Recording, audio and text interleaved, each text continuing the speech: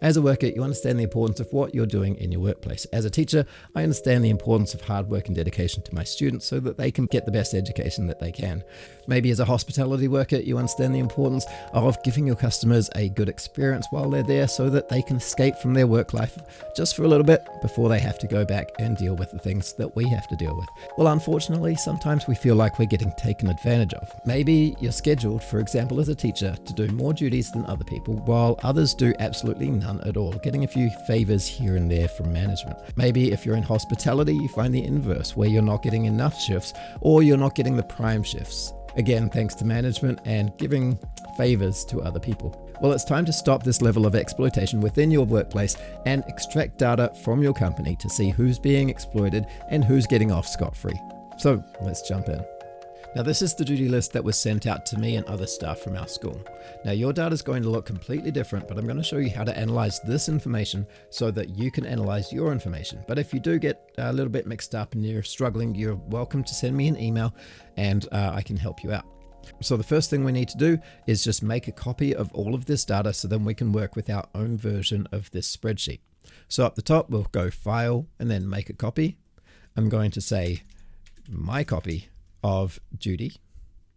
Click on Make a Copy, and now this, once it loads, is going to be our personal copy. We can do with this whatever we want, but we need to make sure that the data is correct. So to do that, we're going to import all of the information from here to our new spreadsheet. So I'm going to start with an equals in A1, and make sure you are in A1, equals import range. Now, import range allows us to import information from a spreadsheet that's been shared with us. Now, the spreadsheet URL is just the URL of the original spreadsheet. So import range and then double quotation marks, go back to the original spreadsheet, click up the top, press Control C to copy it, and they're back in the original spreadsheet, Control V to paste it. Close double quotation marks and then a comma. The next thing is the range string. Well, at the bottom, it's called duty list. So in double quotation marks, we'll write duty list, make sure it's spelled correctly with correct capitalization, exclamation mark, and then A1 to, in this case, it's going to be M, how far down does it go? M60. Close double quotation marks and press enter. Now there's going to be a few errors that's going to pop up. The first one is a reference error. Actually, the first two are going to be the reference error. If we highlight over this, so we mouse over it, it says, do we want to connect these spreadsheets? Yes, we do. So click on Allow Access. That doesn't change the reference error, because if we highlight that, it says it's trying to overwrite data in H1, but it can't. H1 is over here, and the reason it's not being able to is because all of these values here are set values. So we just need to delete everything, and when we do, it's going to auto-populate. So we've selected everything. Let's select absolutely everything. Press delete on all of that, and all of these, press delete. And now all of this is directly from the original spreadsheet. So if something changes in the original spreadsheet, that's also going to change in our spreadsheet. Just to go a little bit further, if you want to ensure that you are getting updates, we can go back to the original spreadsheet, go up to Tools, and then Notifications Settings. We'll click on Edit Notifications, click on Add Another Notification Rule. We'll click on that, click on Notify Me when any changes are made, and you can choose Daily Digest or right away, whatever you want to use. Click on Save, and now anytime there is a change in this original spreadsheet, that will send you an email to your email inbox saying there was a change, and it will also update all of this information. If we type something in here, then that's going to lose all the information. We can see that reference error again. All we need to do is just delete that. So that is step one, making sure that we have a copy of the original data and that we have data integrity so that if something changes, ours changes as well. Step two, we're going to analyze all of this information and see how we can extract the names and then count the names. So let's go through and see what we've got. All of this stuff here, we don't care about these. We just want to know about the names. So here's some names, here's some names. And what we could do is extract each of these bits individually, but really that's going to take a long time. So instead, let's just extract this information, including the times, and this information, including the times. So to do that, the first thing I'm thinking is let's take the these two sets of weeks and turn it into one big column set. So instead of having them side by side, they'll be downwards. To do that, let's just go off to the right here in O1. I'm going to type equals and then open a brace. Now the brace is just next to the P on your keyboard. Hold shift and press that key. The first set of data we want is this information here. It's week 1. We'll just select that information there and then press a comma. Week 2 is now here, and then close the brace. So all this is going to do is bring in the information that we have over here, but now instead of having it in 2 sets of columns, week 1 and week 2, it's all now in one column, one set of columns. Of course, we don't want one set of columns, we want one single column. So we're going to take all of this data and turn it into one single column, all in column O. So to do that, press enter to enter the cell so that we can get the formula. Right at the beginning of the formula, we'll type in flatten with an open bracket and press enter. Now everything is in one column and just one column. It's a lot of data, but we're going to neaten this up. So let's analyze this and see what we need to do. So first off, we've got these blanks here. We don't want any blanks, so we'll be removing those. Secondly, we've got the times. We don't want any times. So we need to find something that is consistent within all of the times. And what I can see here is there is a hyphen in every time. There is also a dot in every time, and there's also numbers. Now, none of the names have any of those things. So I'm just going to choose one. I'm going to choose the hyphen to search for. So I'm going to say, if there's a hyphen in this cell, then we don't want it. Yours might look different. So if you've got maybe a semicolon like that, maybe your time is set up like this. Again, you're not going to want any of the time. So you're just going to search through your data and extract anything or remove anything that doesn't have a colon in it. We also have down here KM and EF next to each other combined in one cell. We don't want these in one cell. We want these separated into KM and EF. So we're going to start with that, I think. So up the top, back in our formula, before the flatten, we'll go with a split. We're splitting all of this stuff. We're going to leave that exactly as it is. Don't touch it. And then a comma. And then the delimiter is asking, what do we want to split by? Well, we want to split by this slash here. So in double quotation marks, we'll put that slash and press enter. Now this gives us a value error because split only works on one cell at a time. So if we enter back into the cell and hold Control Shift Enter, that gives us this array formula at the beginning. Press enter, and now it's going to look through the entire array and then split anything that has a slash in it. These value errors are just blank values, so we don't really need to worry about those. Those will disappear later on. But now we can see down here, KM and EF has been split into 2 different cells, so has CL and AH. But we don't actually want them in 2 different columns, we want them in 1 column. So again, back up to the top. Press enter to enter the cell. This array formula is always going to be at the very beginning. So after the array formula, we want to turn all of our data here into 1 column. How did we do it before? It was with the flatten formula. So using flatten, this is now going to give us a whole bunch of information, but we can see KM and EF now in 1 column, CL and AH are now in 1 column, whereas before they were originally together like this. Next up, we're going to remove the bits that we don't want, and that will leave us just with the name codes. So there's a few bits here that we don't want. There's the times, there's the blanks, there's the value errors. Press enter to enter the cells. From here, we're going to start using our query function. We're going to do this in a few steps, and I'll step through it bit by bit. So after the query, all of this is just going to remain exactly as we wrote it. We're not going to touch that. That is the data we're working with. After that, we'll type a comma, and then it's saying here, what's our query going to be? Our query in double quotation marks is going to be select column 1, where column 1 is not null. And all that's going to do is remove all of the null values, all of the blanks. So it did look like this with these blanks in it, but now we have no more blanks. Next up, we want to remove the value errors and the times. We'll do this in 2 steps. I'm going to first show you what we don't want to do, and then we'll invert that so it does do the correct thing. Select column 1, where column 1 is not null, and column 1 contains a hyphen. The hyphen is in single quotation marks. Press enter on that, and that extracts all of the times. Now we don't want the times, we want to get rid of the times. So where we wrote col 1 contains the hyphen, we'll write a not before that. So that inverts it. So there's no more times now.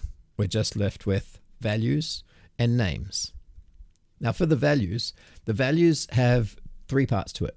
It's got the symbol at the beginning, the hashtag, the pound symbol, whatever you want to call it. Then it's got the word value and then a quote and then an exclamation mark. Now the symbols are the best parts to work with. So we're going to say extract anything that does not have one of these symbols. I'm going to choose to go with the pound symbol, the hashtag. So we're going to say and col1 contains the hashtag.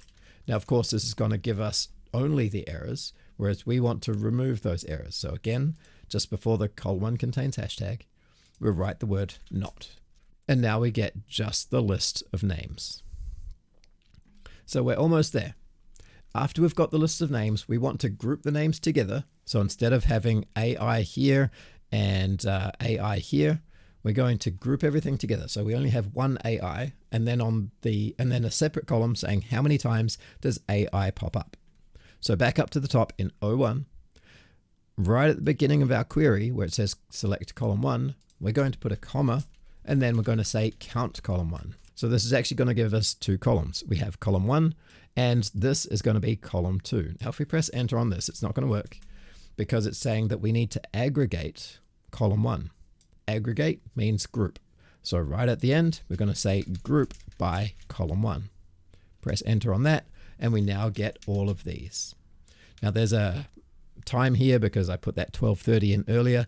So let's just copy and paste the format from the one below. So we've now got the list of names and how many times those names pop up. We want to order this by the second column because we want to see who's getting off lightly and who's getting the most shifts. So right at the end, we'll say order by, we can't say col2, column 2, but we can say count of column 1. Press enter on that, and now it orders from the least to the most. SMT, the senior management team, do get the most duties because they are out every day, out at the gate, as long as it's not raining. Okay, we're almost there, but if you want to see who is rostered on the most instead of the least right at the top, at the end, we'll just put the word DESC for descending. Press enter and we can see that's now ordered from the most to the least.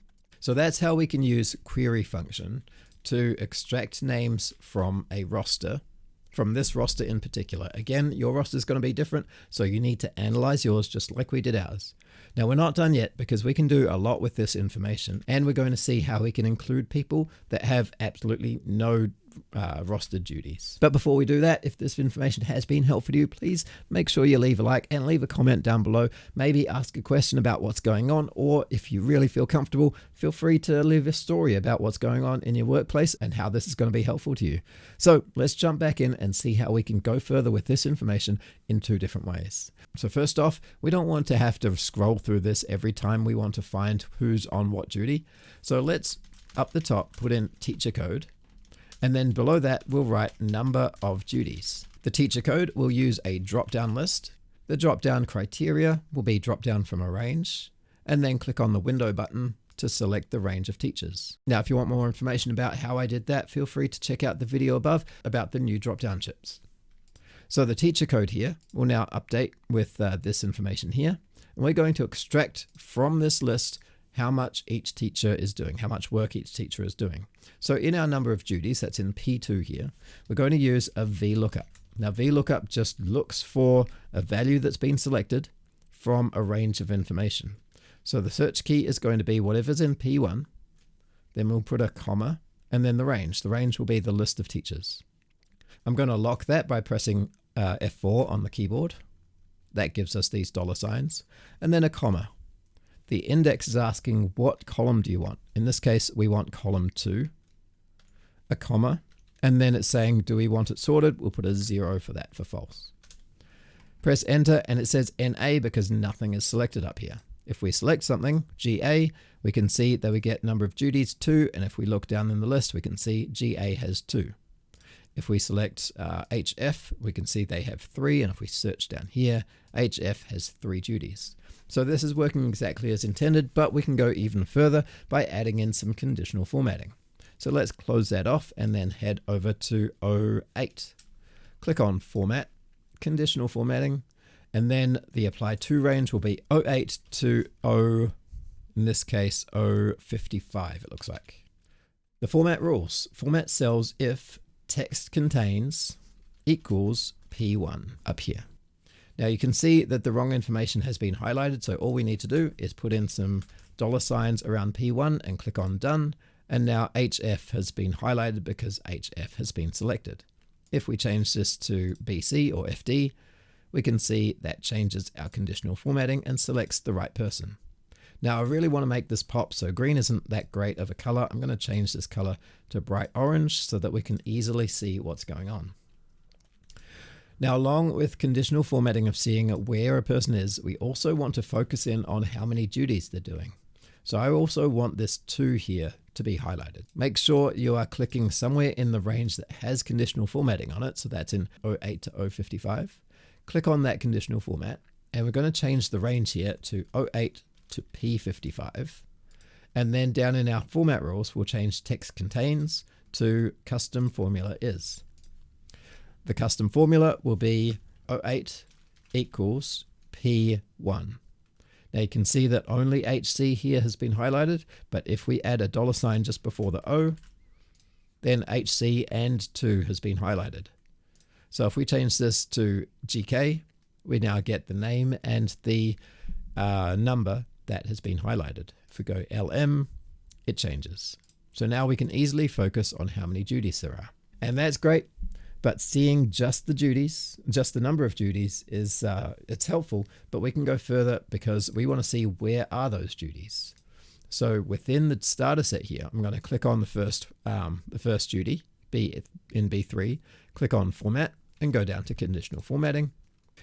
Our apply to range will be B3 all the way through to, in this case, it's going to be M60. Format cells if text contains, just like before, equals P1 with the $signs.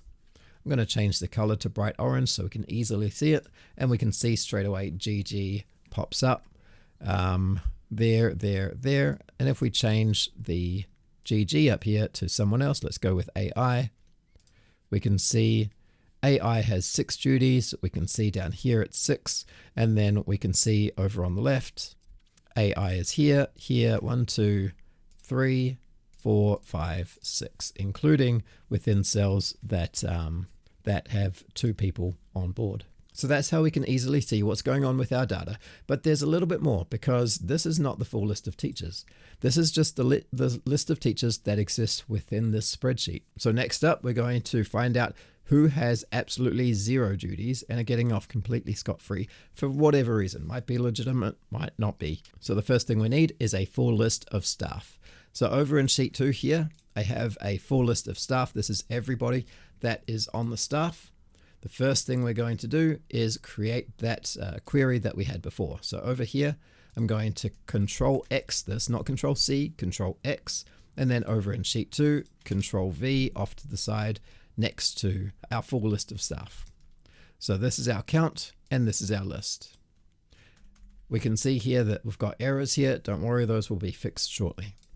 The next thing we're going to do is create a list of all the teachers that are in both lists, and then how many duties each person has. We'll start off with teacher code and then number of duties. Within teacher code, we're going to start just like the trick we did right at the beginning with a brace. Now this brace is going to include this list here, which is everybody. I'm going to leave some space at the bottom just in case other people are added as well. And then a semicolon, and then this list. Close that, press enter, and we get the full list of these 2 combined. It should just be the full list of this because everybody on this list should already be on this list. But just in case, we're going to leave it as it is. And then right at the beginning, we'll say unique so that we only have 1 of each person. I also want to sort this. We're going to sort this range. The sort column will be the first column because there is only 1 column. And then it's asking, do you want it ascending? I don't really care. Actually, I do care because I want A's first. So now we have a full list of the teacher codes. Next up, we're going to figure out the number of duties. So we're going to start with equals VLOOKUP. We're going to search for AB, press a comma. The range we'll search in is this range here. I'm just going to select the first few cells and then press backspace, and that selects the entire column. Press F4 to lock that range in place. The index is asking which column do we want. Do we want column 1 or column 2? In this case, we want column 2. And just like before, we'll put a 0 on the end. Now that gives us AB having 1 duty. But if we copy this down a few, then we can see we get some errors. Now these errors are where we have staff that are in this list, but not in this list. Again, I'm not judging why that is. Just keep in mind that that's what these errors are. So within our VLOOKUP, we're going to start with if error. Open a bracket. We're going to leave all of this exactly as it is. And then right at the end, we'll put a comma and then 0. And that's saying if there is an error in this VLOOKUP, then we're going to say that that person has 0 duties. Now this only applies to the first staff member, AB. So we're going to change this formula so that it applies to everybody. So we're going to enter the formula, and then right at the beginning, we'll say if, and then open a bracket, F2 to F equals blank, then return nothing. So this part here is saying if F2 to F, that's this column here, has nothing in it, that's this part, then we're going to have nothing returned. Otherwise, we've got our if error, our VLOOKUP, our F2, let's change that F2 to F2 to F, and then hold Control, Shift, and Enter to give us that array formula at the beginning. Press enter and we get a reference error because we need to delete all of these. Once we've deleted those, everything pops up and we are good to go. We can see the AK now has 0 and all of these people have 0 because they don't appear in this list. Now for the final step, back to our duty list, we're going to take all of that information and query it and then select the data that we want. That's this section here. Backspace to give us the full column, put a comma, and then inside our query, we'll write where col1 is not null. Now that's going to give us an error because it's not recognizing col1. So we've got two options. When we enter the cell, we can either put braces around our data, and that will work. The other option is to change the word col1 into F, because F is column 1. Press enter, and that gives us the full list of names and duties. Again, just like before, we want to sort this by column 2. So right at the end, we'll say order by G. So there we have it. We have the full list of duties and the teachers that have those duties. Now we can see problems up the top. We can't find AI within the number of duties because our P55 here stops too early. If we look at our data set, we can see the purple stops here. We need to apply that to the entire list. So I'm up in here, I'm just going to delete that 55. Press enter, and that gives us 6 here. If we go up to our drop downs, go right down the bottom to find the edit button, click on that, and then the drop down list should be 08 to O. Click on done. Actually, let's just take this and push it up to here so that our headers are in row 7 and that our data is in row 8. And lastly, we want the conditional formatting. So if we close that down, open up our format, conditional formatting, and all we're going to do is just change these O55s and P55s to O and P. Click on done. Let's change P8 as well to P7. Click on done, and now AI is selected. So if we scroll down here, we can see AI is selected with 6 duties. Change this to DE. And we can see DE has 0 duties. So now you can easily see which teachers have which duties, and it's easy to find them in both this list here and this list here. So now you can take this information and start investigating it. Why do these people down here have so many duties when they also have other duties on top of these, not from this list, for example, form time? And why do these people have none at all? Some of them are legitimate. Some of them shouldn't have duties because they have other things to do in the school. But there's some that are definitely getting favors going on, and that doesn't apply with the workplace policies. And if you've got a safe place to work, you can take it to those who are in charge to point out what's going on. And if that doesn't work, Go to your union representative so that they can approach your management and your workplace and say, why are these people working super hard? Why are these people not working at all? Get the answers that you need and see if you can come to some sort of resolution. Do be careful with this information. Don't get yourself in too much trouble. Keep yourself safe, and I will see you next time.